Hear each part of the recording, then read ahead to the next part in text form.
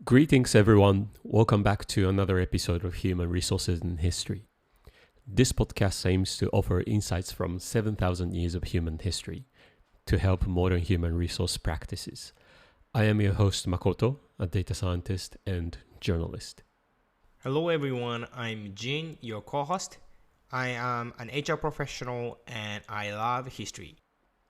So in the last episode, we talked about Alexander the Great and what happened to the Macedonian kingdom after he died, Yes. right? It was like a negative role model for succession planning, Well, like how not to plan the succession, or he didn't really plan at all, and eventually the war broke out and the kingdom disappeared, right? So are we continuing this same topic of succession planning? What's going to be the agenda? Yes, definitely, today? definitely. So we're gonna definitely continue with the succession planning, right? And the last episode, this episode, and next episode as well, because this is a series of three episodes, right? Wow. So, in the last episode, we learned the importance of identifying a talent pool within an organization.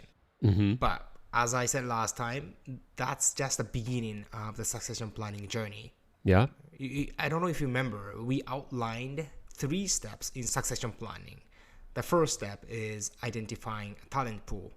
Do you remember the remaining 2? I do.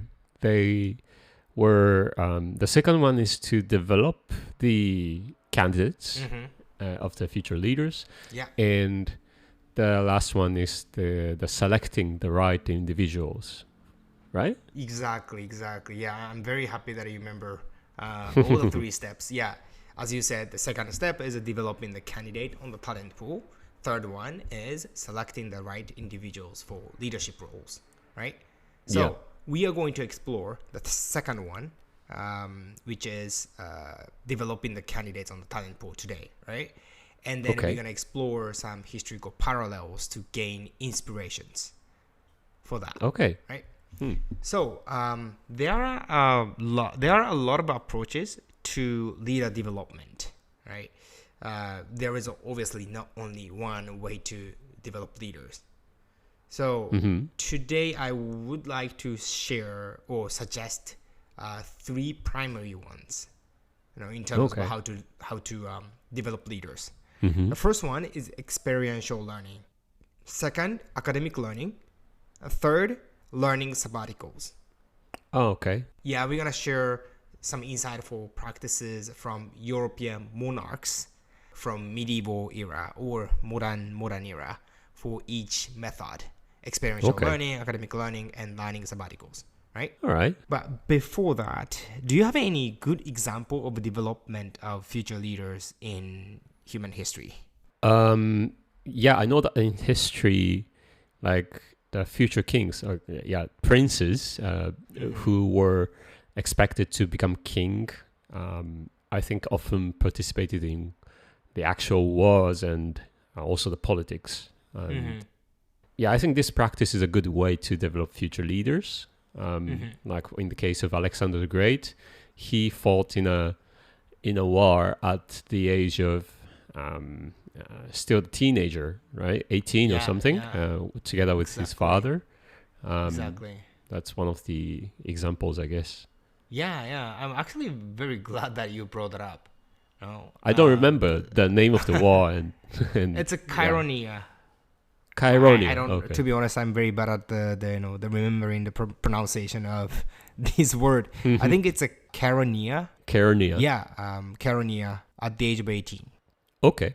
So you're right, and then this is actually a very good example because, as you said, putting future leaders in the trenches, so to speak, whether it's in a challenging work environment or dealing with the local government issues, that's a powerful way to forge their leadership skills, right? And then this ties in perfectly with what we were discussing earlier, right?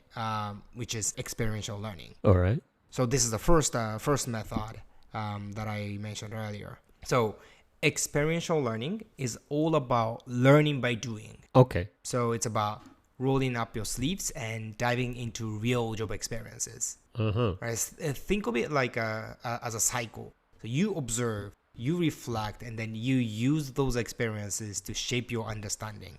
Right? So these can, you can do this process or cycle in your actual job. Right?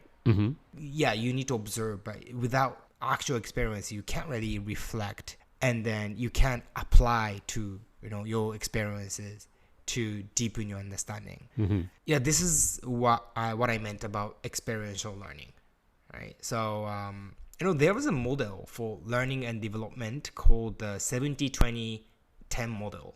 I don't know if you heard of this before. 70-20-10. So it adds up to 100. Yeah. Yeah. So it says that 70% of what we learn comes from on-the-job experiences. In other words, experiential learning.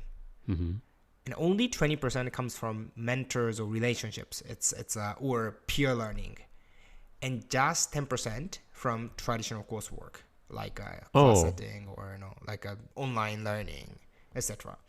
Right? Okay. So it just goes to show you nothing beats real world experience.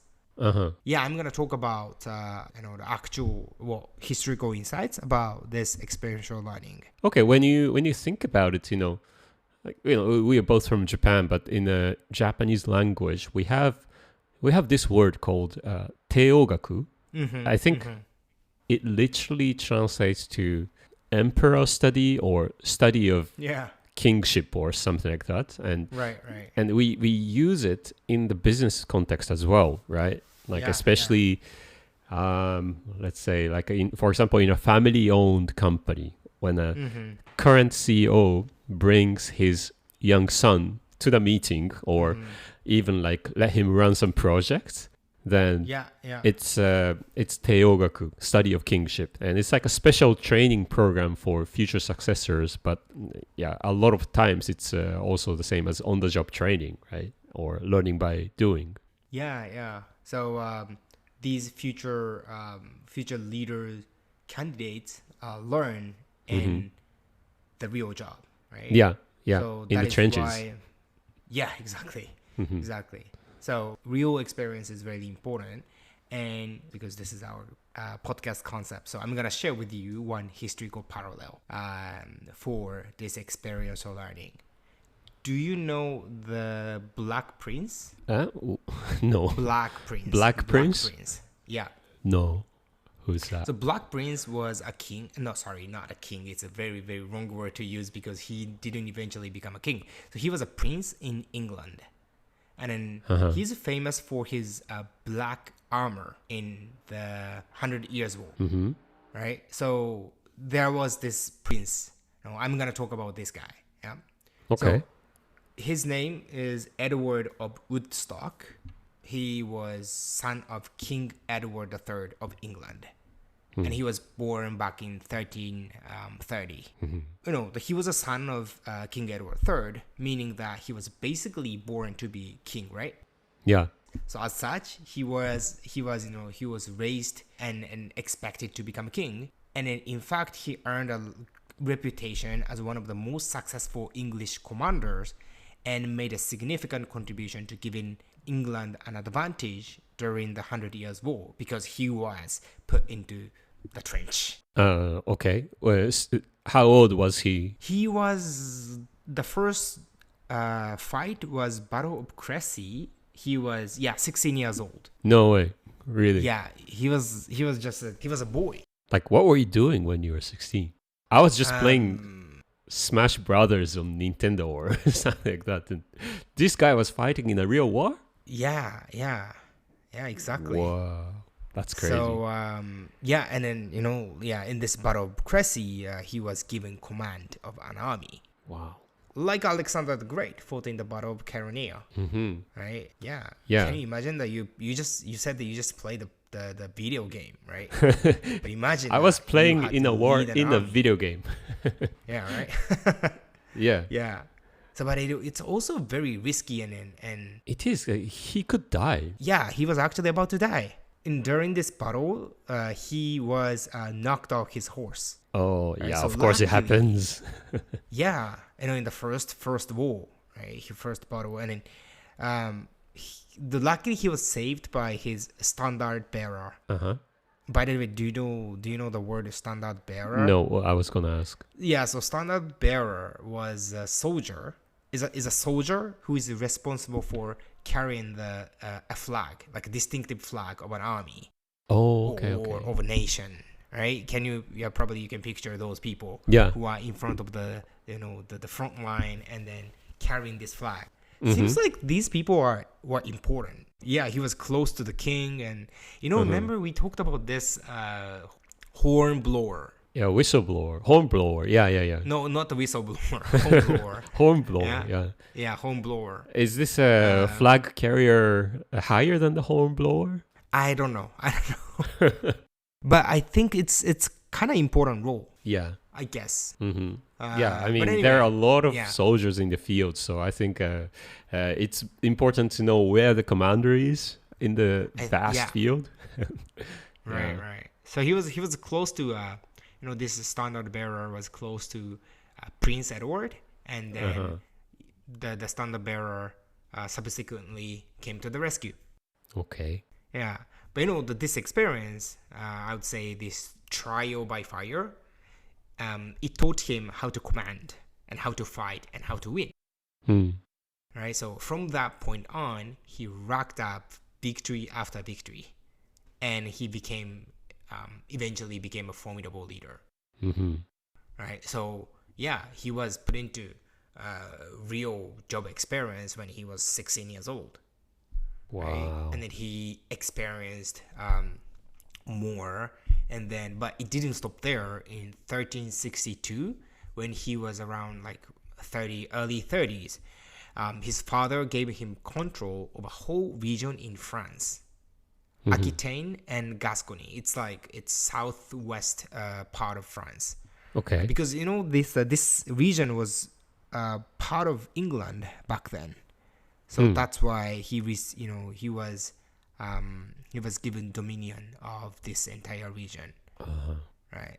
And then obviously, like he led the army, and then also he managed, he governed a big region.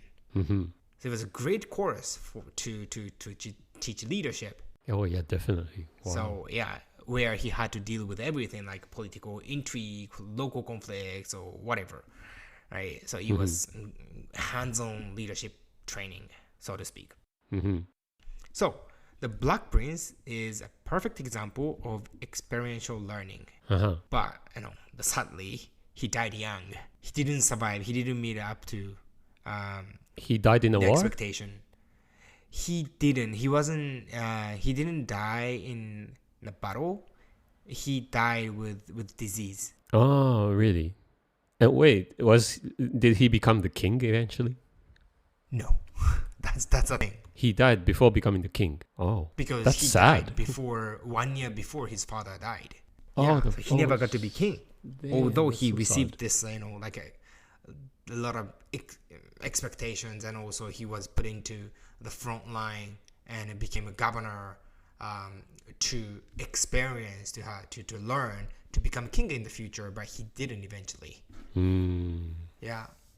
So that's unfortunate ending of this his story. But then does that mean, like, think about it, they spend so much investment and effort, all those resources poured into training the Black Prince, and and he never even got to be king. That's really sad. It makes me wonder if it is a waste when a company, for example, invests in someone and only to have them, leave the company or go somewhere else.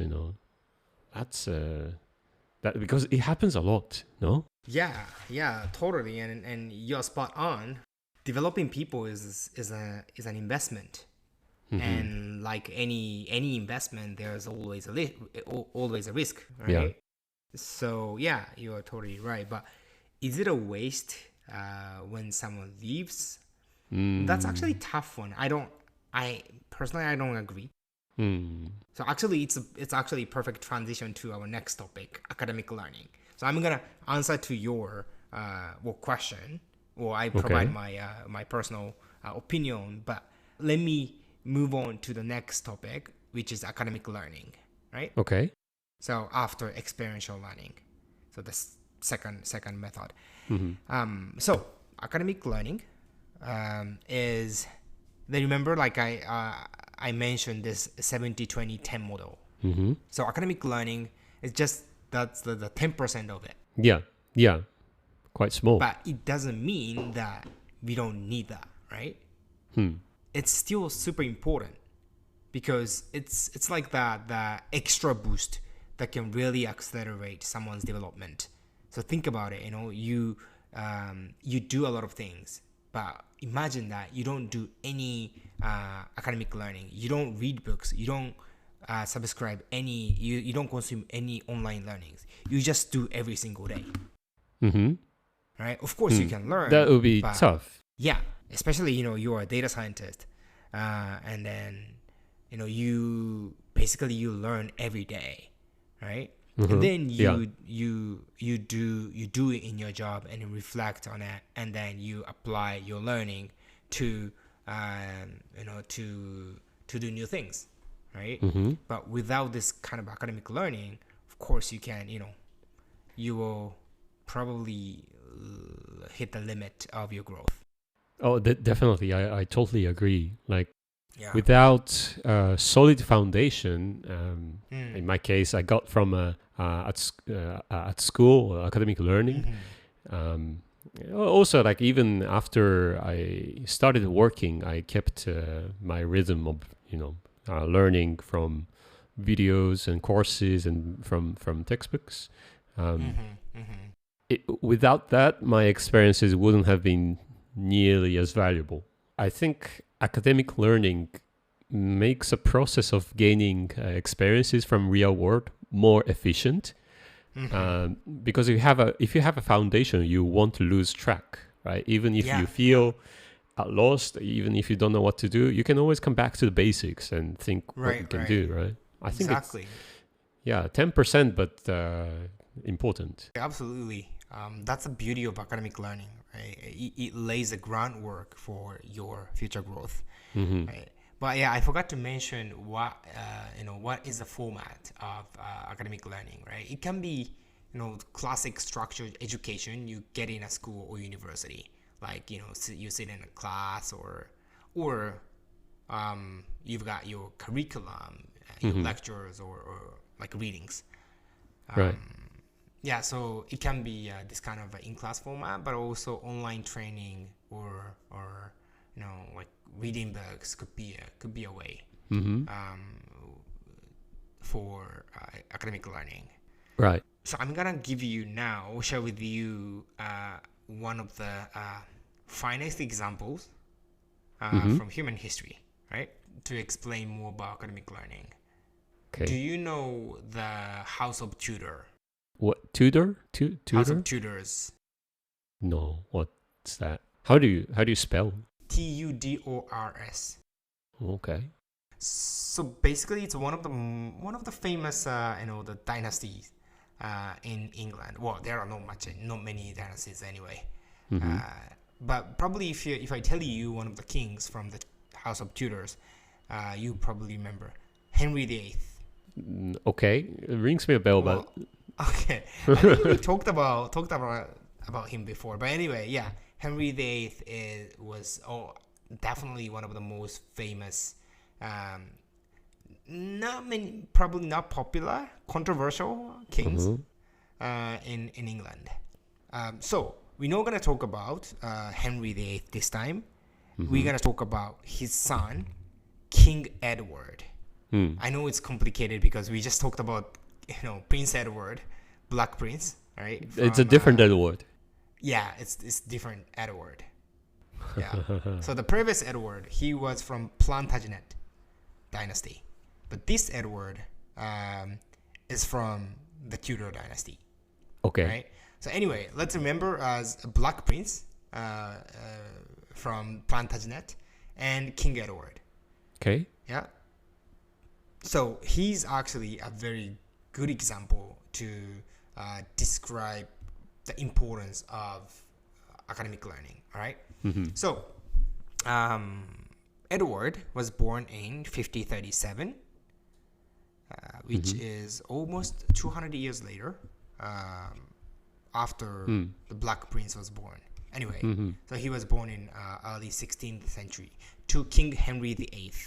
So he was obviously expected to become king, right? Yeah. Yeah. So for that, and of course, when he was young, he cannot go to, he couldn't go to, fight in the battle, right? So what King Henry VIII did is that to provide a first-class education from a young age. Right.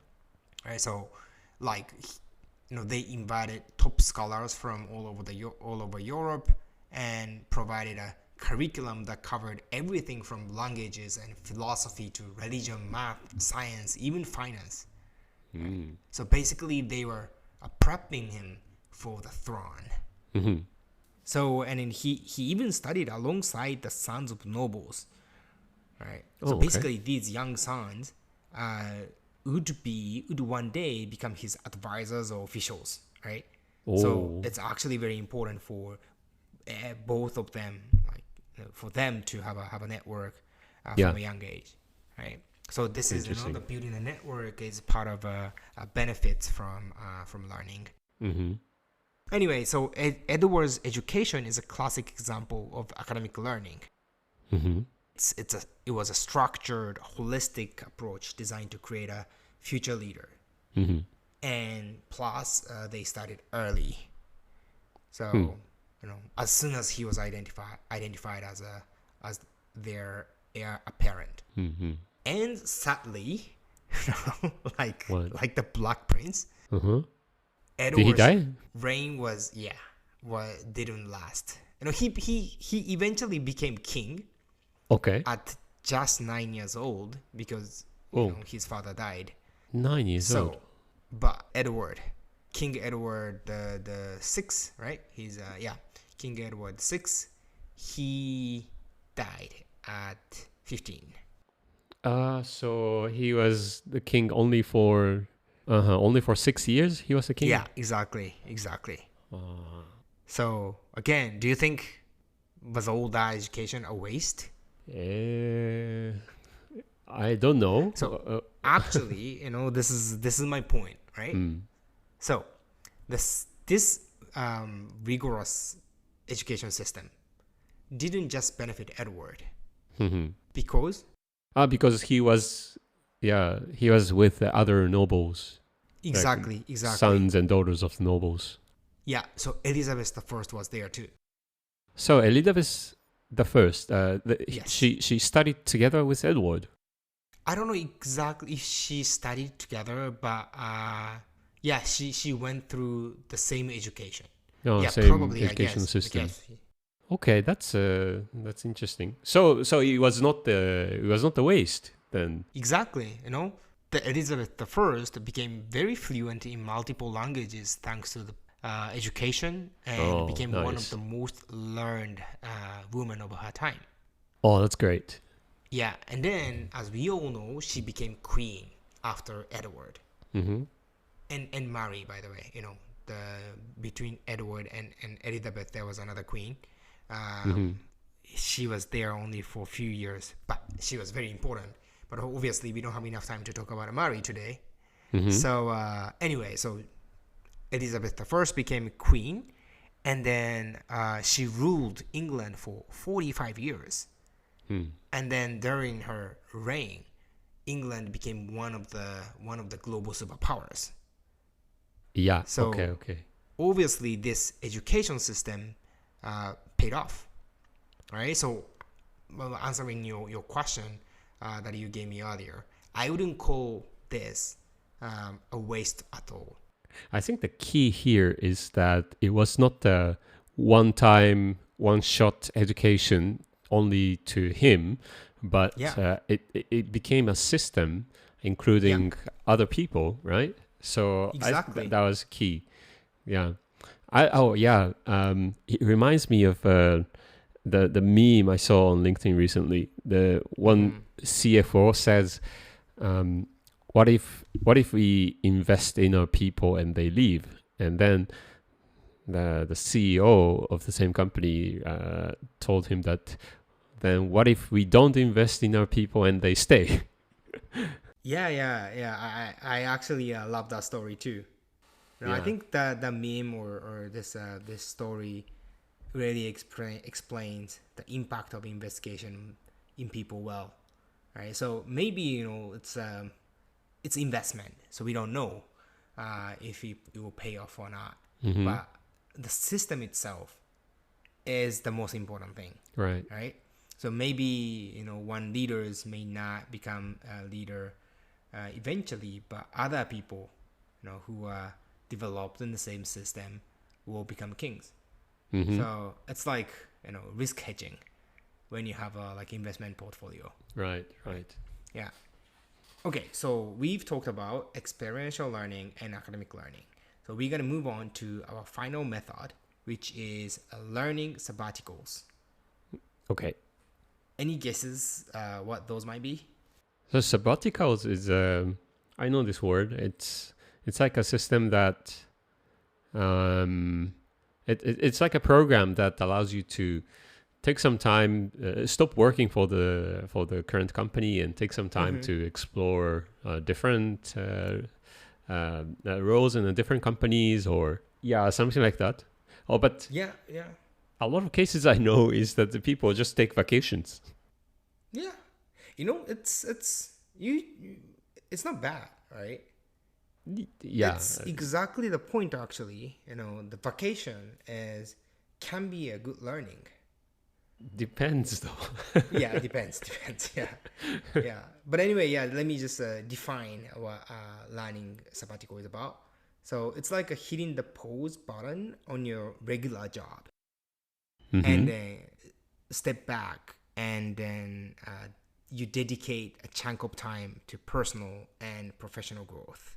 It's like it's a great chance to really dive deep into something. Possibly you pursue a higher degree, like I don't know, MBA or other kind of master degrees, or do some intense research, or become an expert in a new, completely new area, right? The By the way, the learning sabbatical is these three steps: three methods: experiential learning, academic learning, learning sabbaticals. This framework is just I created it, so it's not really an academic framework, but I think it explains quite well. But anyway, the learning sabbatical is like this is the idea comes from the academic world, right? And I think you have heard that some professors sometimes take sabbatical leave, right? So professors often get sabbaticals to focus on their research in other universities or something like that, and then returning to their teaching with fresh insights. Oh, okay. Yeah. And then in the modern corporate world, many companies are starting to embrace this idea, like sending employees to get their MBAs, or let them work at a completely different company for a while. Okay, Right? well, I didn't know And that these getting can the all be- MBAs falls into the category of sabbaticals. Yeah, it's basically the concept here is to allow your employees to do completely different things. While still paying the salary? It depends. Okay, it's not. Yeah. Okay, it's not like a rule that It's composes the really sabbaticals. depends. Some companies keep paying them while they are pursuing their MBA degree, or they just allow them to take some unpaid leaves. It really depends on financial situation of the companies. Okay. Right. So it's you see the difference between academic learning and experiential learning and learning sabbaticals, because academic learning and experiential learning, you learn about your actual job. Right. So this is a little bit different. So let me talk about something, the historical parallel, which is called Grand Embassy. Okay. Grand Embassy. Grand Embassy. So this is we're gonna talk about Russia. Okay. Right? So between it was like late 17th century, Peter the Great from Russia. Mm-hmm. So Peter basically took his leadership development show on the road to Western Europe from Russia, Mm-hmm. right? So he left Russia and then stopped governing his country, and he went to Western Europe and do completely different things, right? So What did he do? So basically, he one of the things is he worked in shipyards in the Netherlands. What? Shipyards, yeah. He worked there as a laborer, as a laborer, literally. Wow. Why? Yeah, and also, yeah, this is the thing, like, and he also studied naval architecture in England, right? And then he did some tour, and visit many factories, right? So basically, he did it because he really wanted to soak up all the knowledge and innovation he could find to modernize Russia, because he thought that it would be a great idea to learn how those Westerners, were managing things, right? Oh. So this is the reason. Okay. Wow. Interesting. Yeah, but like, it's maybe you wonder how he worked in shipyards, because he was basically he was already a king of Russia, right? Wait. So, but he went incognito. Wow. Yeah, meaning that he disguised himself as someone else. And nobody noticed? So in the beginning, it seems nobody noticed. However, the funny thing is that he was super, super tall. Yeah. He was taller than, like, more than 200 meters. Really? Sorry, not 200 meters. 200 centimeters. 200 meters. It's like Godzilla. No. But yeah, he called himself as Peter Mikhailov. But yeah, because he was super tall. So people were like, who is that? And eventually he couldn't hide himself. But anyway, he learned enough, right? And then he came back to Russia, and then with a head full of ideas, and launched a wave of reforms in government, like military or like social system, etc. And then Russia became a major power. Yeah. And hence Peter is called Peter the Great. So I think the Peter's learning sabbatical is a very good example. I mean, the Peter's journey to Western Europe is a great example for learning sabbatical, right? So what he learned in the Western world became useful after he come back to Russia.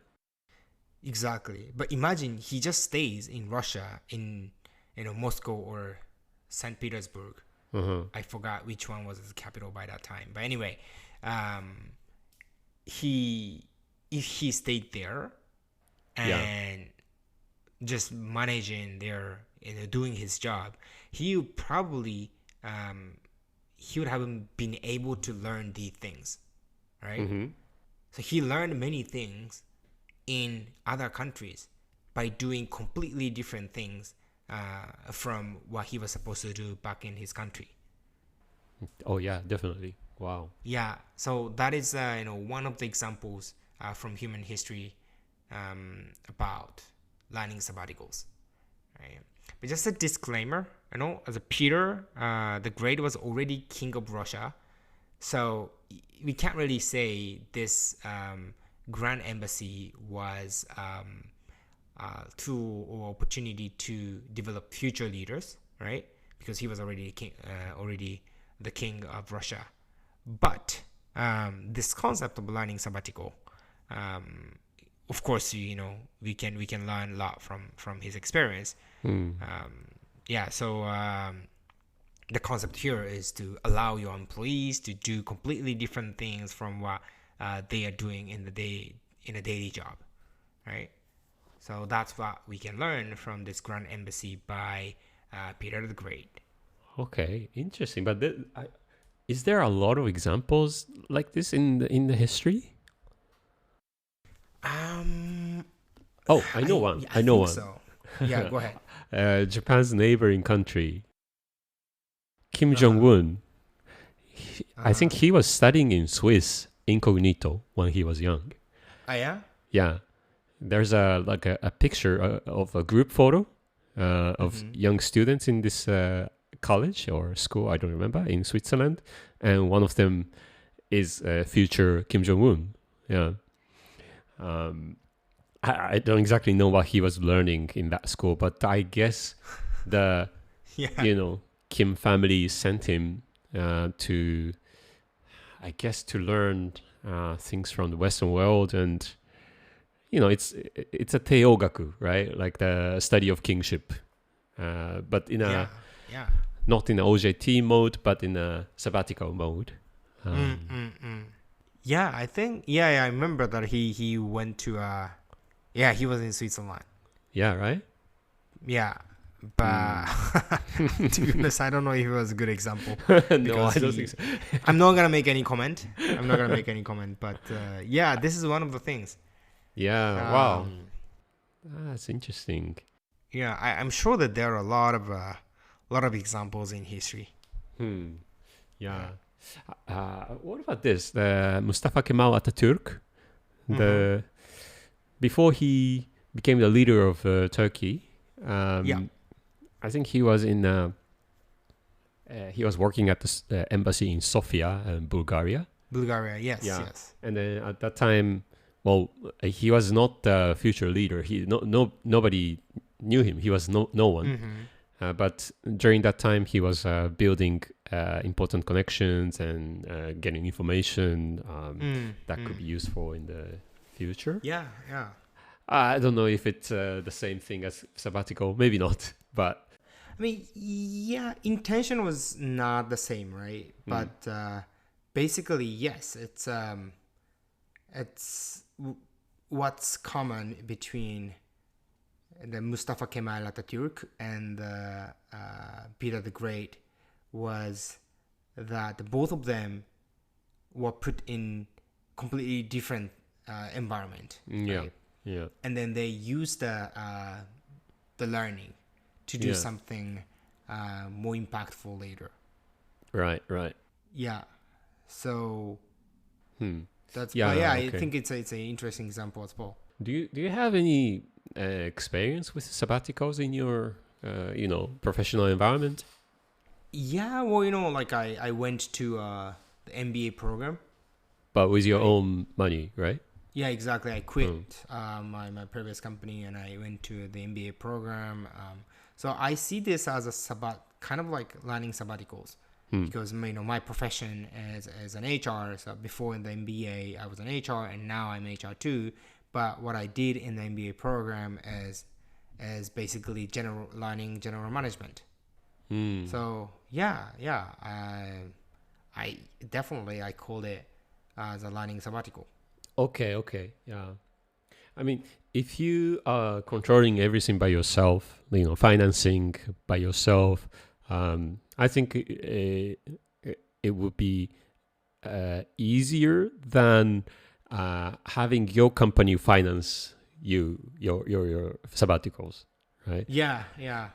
Because you need to have both of them need to have an understanding about the amount of money that will be invested in the sabbatical and the potential benefit and return. Mm-hmm. Yeah. Um, One of my team members, Mm-hmm. when I was working for a previous company, Mm-hmm. she wanted to actually take a sabbaticals, Mm-hmm. and she told me if I can ask the HR to Mm-hmm. allow her for sabbatical leave, Mm-hmm. but eventually, no, the company didn't allow because there was no precedent examples. We didn't Mm. have a system.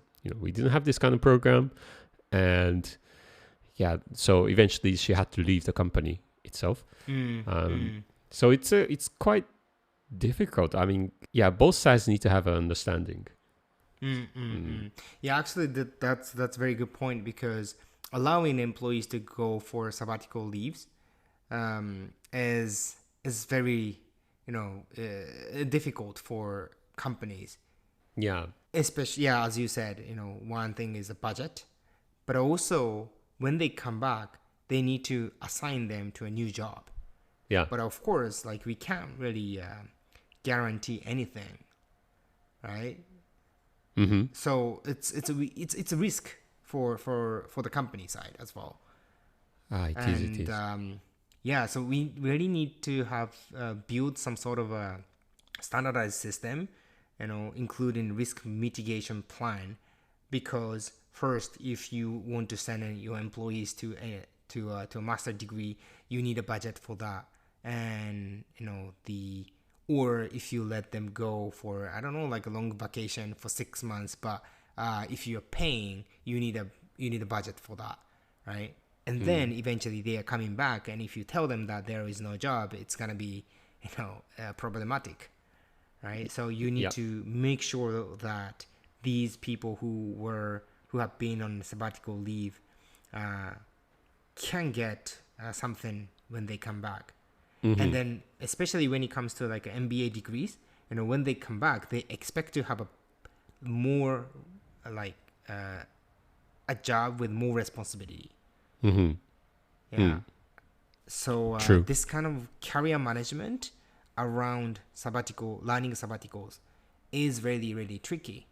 So yeah, but like there are many companies who put this into place.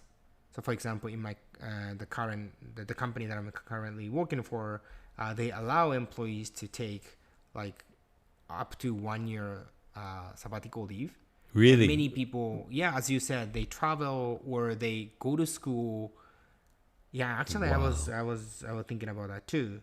But of course, every time they come back, they have a job. So it's a great that our HR people actually find a job for them.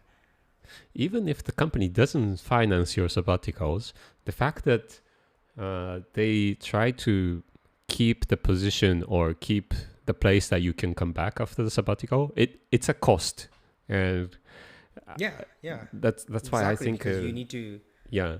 need to keep the document, and you need to keep them into your consideration. Well, it's like the maternity leave or paternity leave or parental leave.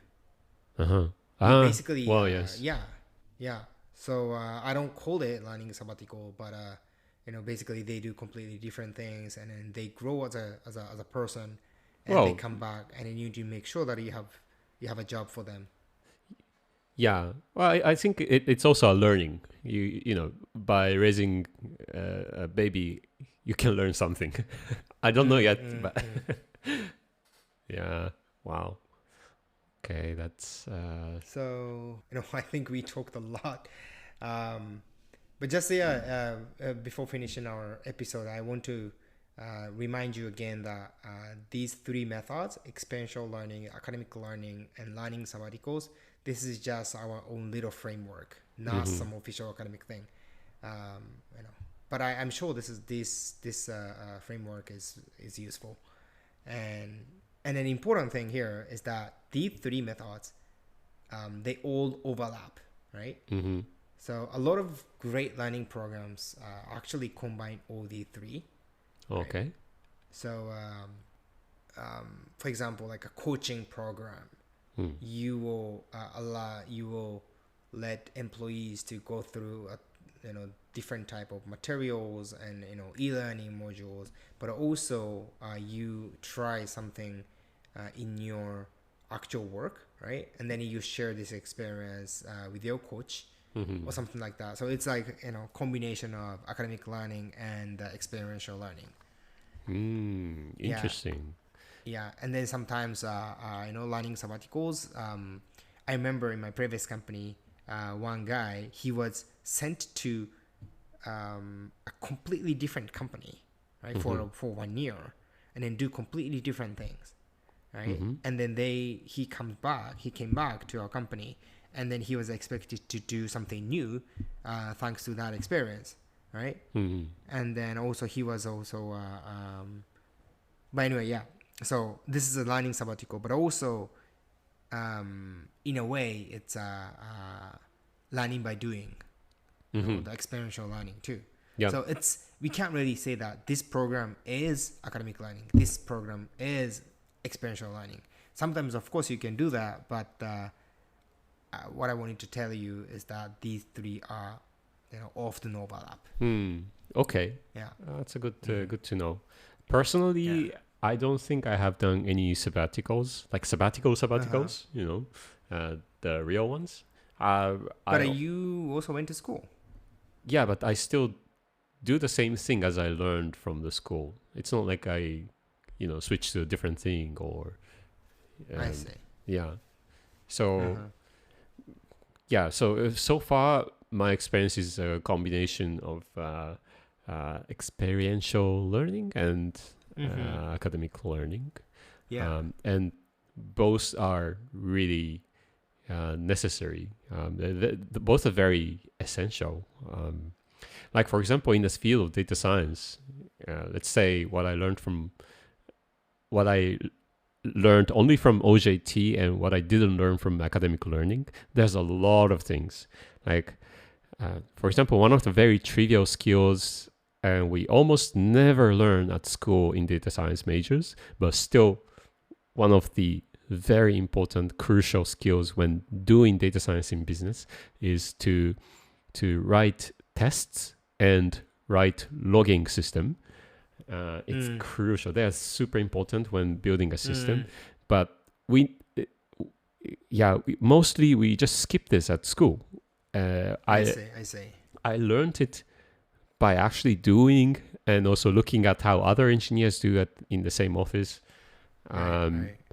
Yeah, but on the other hand, since I have a foundational knowledge that I learned from school, it's easier for me. I never lose myself. I have always somewhere to come back when I feel lost. I'd say it's actually a very good point. Like we've been talking about these three methods, mainly from the HR and employer point of view. Right. But actually, as you mentioned, it's a still useful lens to look through when you're talking about or designing your own learning development. Yeah. So it's actually it's good. Good thing that you reflect on your own career or learning development. But wow. Yeah, you said you haven't done a learning sabbatical. Do you have any idea? I think in a larger scale, it's also possible to say that I am in the big learning sabbatical because there's something else that I want to do after the data science. But still making use of what I learned from data science. Yeah. And also from journalism that I learned, which was my first job. So exactly, that's exactly why I said they all overlap. Yeah. Oh, definitely. Okay. Man, my brain is full today. And I don't know how many minutes we've been talking, but editing this episode, it's going to be a workout. Right. But if our listeners like it, then it's totally worth it. Yes, I really hope so too. Okay, folks, so it's time to wrap up this episode, and we will be back next time for the final chapter of succession planning series, right? So we're gonna talk about I'm gonna share with you some historical examples as well. So can't wait. Thank you very much, everyone, for listening, and see you next time. Bye, everyone.